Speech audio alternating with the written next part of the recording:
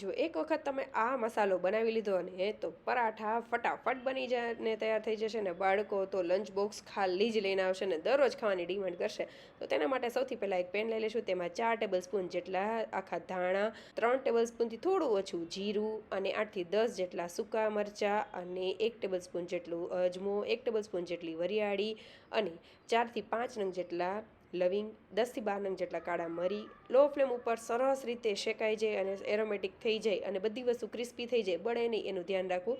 આ રીતે થઈ જાય એટલે એક બાઉલમાં કાઢી અને ઠંડુ થવા માટે રાખી દેશું. મિક્સર જારમાં એડ કરીને સંચળ પાવડર, હિંગ, કાશ્મીરી મરચું, આમચૂર પાવડર, સ્વાદ પ્રમાણે મીઠું એડ કરી દેશું અને બધી વસ્તુને સરસ રીતે ગ્રાઇન્ડ કરી લેશું. આ રીતનું બહુ સાવ એકદમ પાવડર પણ નહીં અને એકદમ દરદરું પણ નહીં, એ રીતનું રાખીશું. હવે તેને કાચની બરણીમાં ભરીને તેને તમે સ્ટોર કરીને પણ રાખી શકો છો. જ્યારે પણ પરાઠા બનાવવા હોય માત્ર સ્પ્રિંકલ કરી અને તમે એકદમ મસાલેદાર એવા પરાઠા દહીં, ચટણી, ટમેટાની ચટણી સાથે તો ખૂબ જ ટેસ્ટી લાગે છે. ચા સાથે ખાઓ કે અથાણા સાથે ખાઓ, મજા જ પડાવી દે ને તેવું બને છે. તો જરૂરથી રેસીપી ટ્રાય કરજો અને કમેન્ટ કરવાનું ભૂલતા નહીં.